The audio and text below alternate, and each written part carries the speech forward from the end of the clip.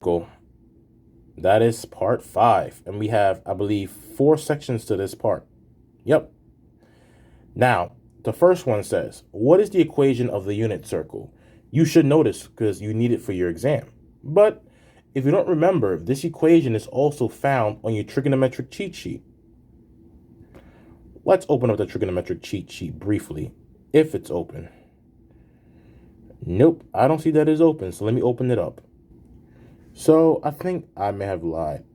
I don't see it here on the trigonometric cheat sheet. I paused it and I looked for a second. I don't see the equation of the unit circle. Well, even better for us. That means you have to know it, and you should know it, especially since you're taking calculus next semester.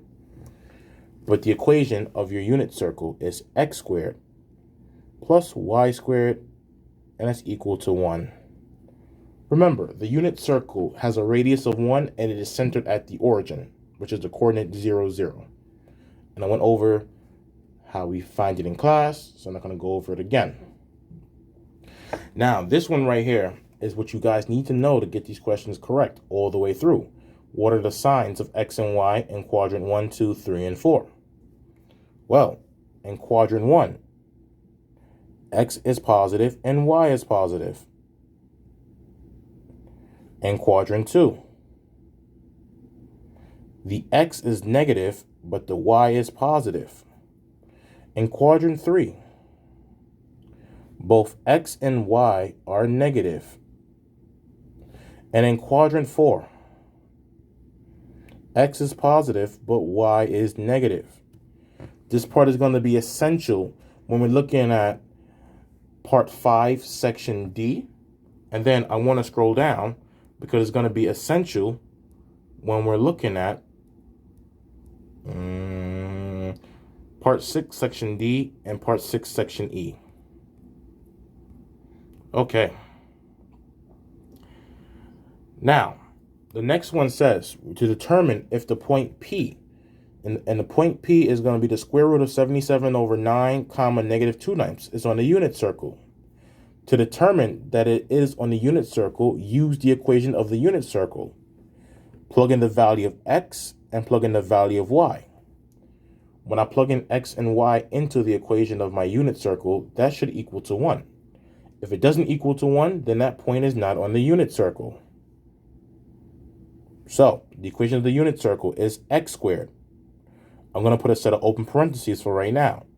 Plus y squared, open parentheses again, equals to 1. X, in this case, equals to the square root of 77 over 9. Y squared is negative 2 over 9, and that's going to equal to 1. Let's zoom in. Now, the index on this radical is 2. When the index and the powers are the same, they simplify each other out. So it can leave me with 77. Now remember, whenever you are squaring a fraction or raising a fraction to any power, negative or positive, you're raising both the numerator and denominator to the same power. So 9 to the second power is 81. Let me zoom out a little bit. I feel like I'm writing that 77 way too big. So 77 over 81. Now, we have negative 2 over 9 being raised to the second power. Remember, when you square a negative number, that comes out as positive. So negative 2 to the second power is positive 4. 9 to the second power is 81.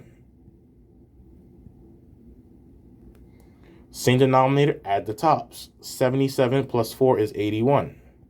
So that's 81 over 81. And when I reduce 81 over 81, that is 1. So yes, we just determined that that point is on the unit circle. P is on the unit circle.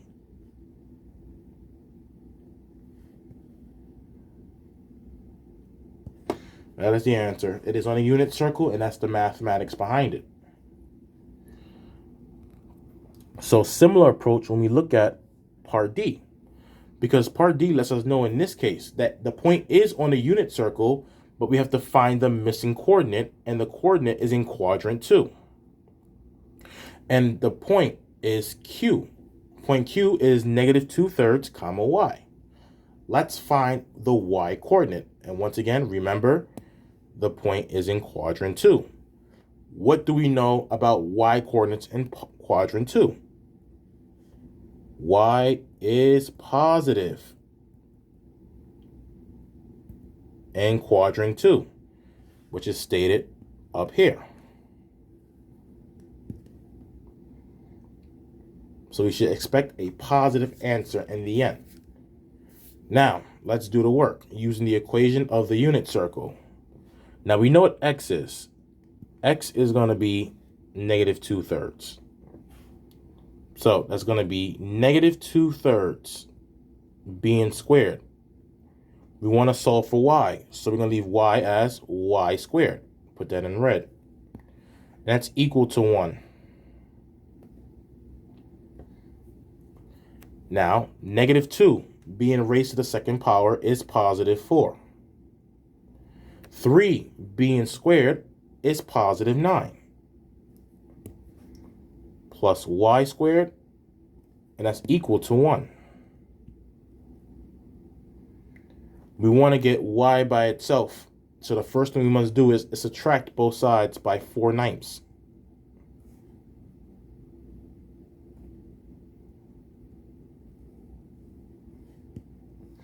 Now remember, when you are subtracting fractions, what must they have in common? They must have the same denominator. So I'm going to put a 1 under the 1 and find the least common denominator between 1 and 9. The least common denominator between those two numbers is going to be 9. That is my LCD. So I'm going to multiply the first fraction by 9, the numerator and the denominator. The second fraction already has a 9 in its denominator, so it can stay the same. So y squared equals to, there's going to be 9/9 minus 4/9. And 9/9 minus 4/9 is 5/9.